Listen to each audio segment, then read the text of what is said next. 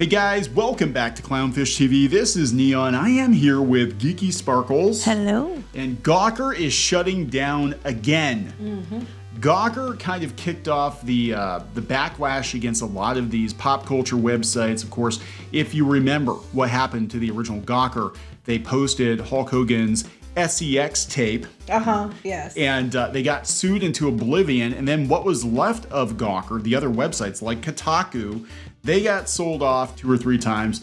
So they tried bringing Gawker back.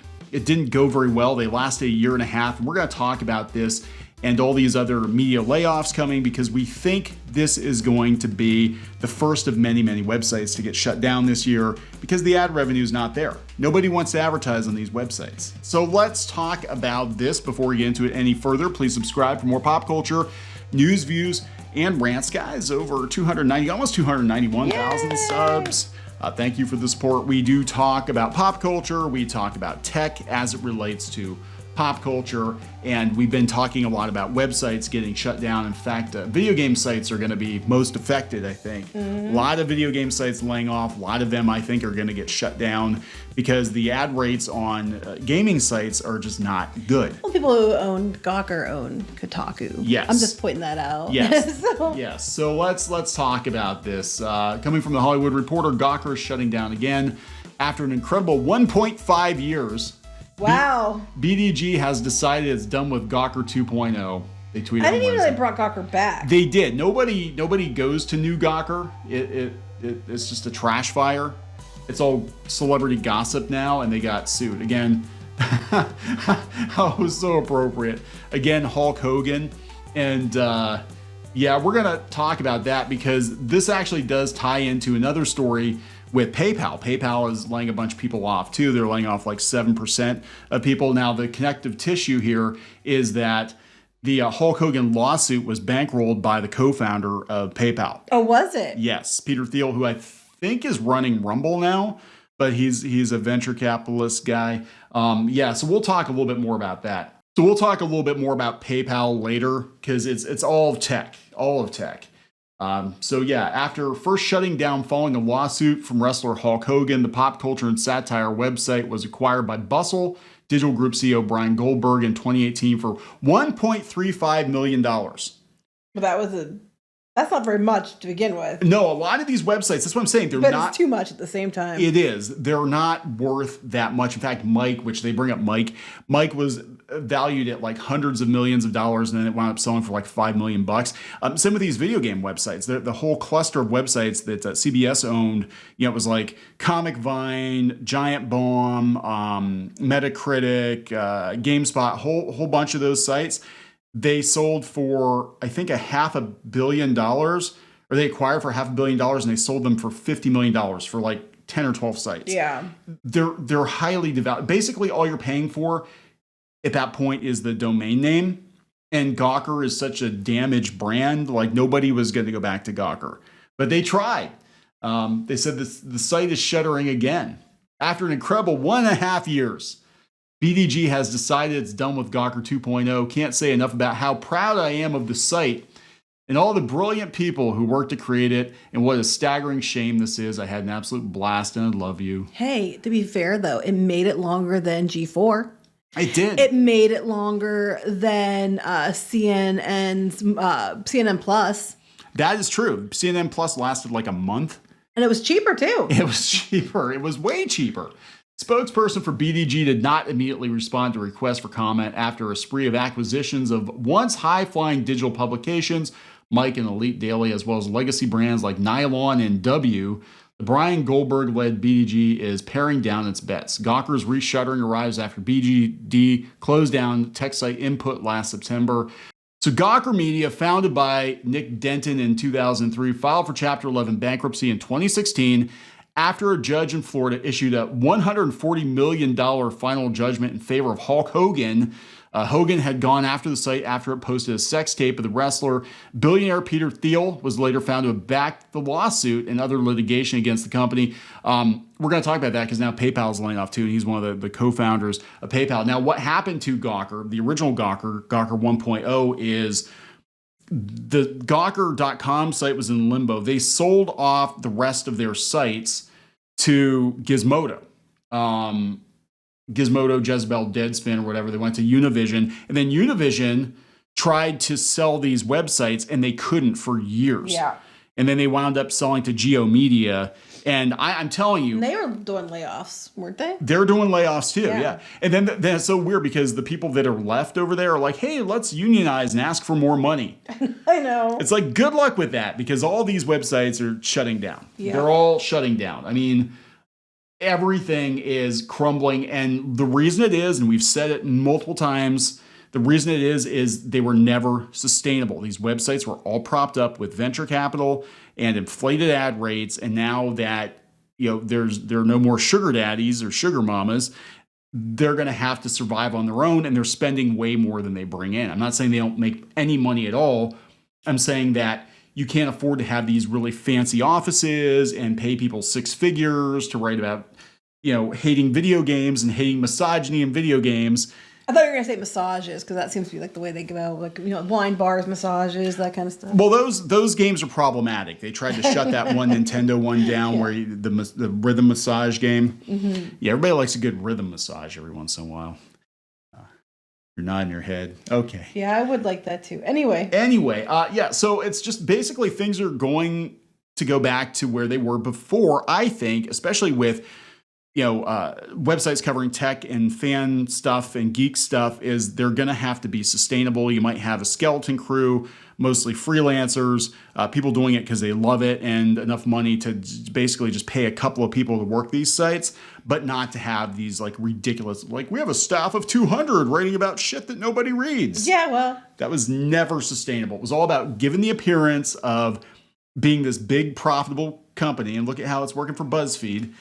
Being this big profitable company that somebody was going to come in and give you billions and billions of dollars for. We could probably argue, people would argue that BuzzFeed, screwed the pooch for everybody, because, they went public, and that fell like a lead fart. So then, I'm sorry, I'm just 5 ways to screw your pooch, and 5 reasons why you shouldn't.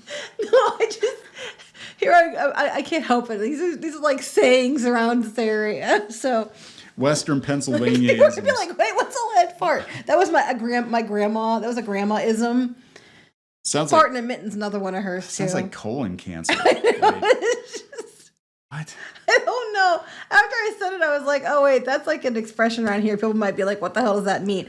Basically, it means they messed up, and then they ran everybody else's plans to go public out, which is a saving grace for a lot of people, because now they don't look like an idiot. They would have. Yeah, a lot of these website owners, these media companies, were going to do the thing that BuzzFeed did, which is they were going to go public, and BuzzFeed failed miserably. Now their stock actually is going up a little bit because they're talking about going exclusive with Facebook, or Facebook buying them or something for like nothing. But yeah, I mean, these companies are worthless, and I do wholly expect at some point in time Kotaku and or Polygon to get shut down or sold off dirt cheap, because I don't think actual gamers are going to these websites anymore, because they've destroyed their credibility. And I think the Hogwarts Legacy stuff is definitely hurting them. And that might be the last stand, for them is they, They all want a Gamergate 2.0, but I think it's going to bite them in the ass. Yeah, you know how Voldemort used the killing curse on Harry Potter and it bounced off of Harry and hit him? Mm-hmm. That's what I think is going to happen. They're going to try to take out gamers, or the toxic gamers, and they're going to wind up blowing themselves up and just being a liability. Like we can't, especially if you guys are going to go attacking people and calling them Nazis. Like, we have to be responsible for that. You can't go calling people Nazis on our website. We have to pay lawyers now. So let's talk about PayPal real quick, because they're laying people off too. 7% of the company, which is 2,000 employees. So I'm like, how many people does it take to run PayPal? A lot, apparently. Holy hell. Well, they have different countries it's probably located in too. So you have people at each of those locations. Yeah, so PayPal is laying off a substantial part of its workforce. And again, this is a company co-founded by Peter Thiel, who was responsible for the Hulk Hogan lawsuit. So see how it's all coming full circle? It's a big full circle thing. Tuesday, they plan to cut approximately 2,000 employees, a number that equates to about 7% of staff. God, how many people do they have total? A lot. According to PayPal President and CEO Dan Schulman, the layoffs will occur over the next few weeks, with some parts of the company affected more than others. We will treat our departing colleagues with the utmost respect and empathy, provide them with generous packages, engage in consultation where required, and support them with their transitions. Are they going to pay them the remaining salary or severance via PayPal? Do they have to take fees? Do they take fees out of that? Yeah, right. It's like, oh, here's send it as friends and family. There you go. That's how they're going to treat them with empathy. They're going to send their severance friends and family, so they don't have to pay they don't have to eat the fees. I want to express my personal appreciation for the meaningful contributions they have made to PayPal. Google's laying off 12,000 people. Microsoft is laying off 10,000 people. And again, I blame Elon Musk. I think what happened, I'll tell you, there were rumblings about a lot of tech companies laying people off. Spotify laid people off too. Even the profitable companies are laying people off.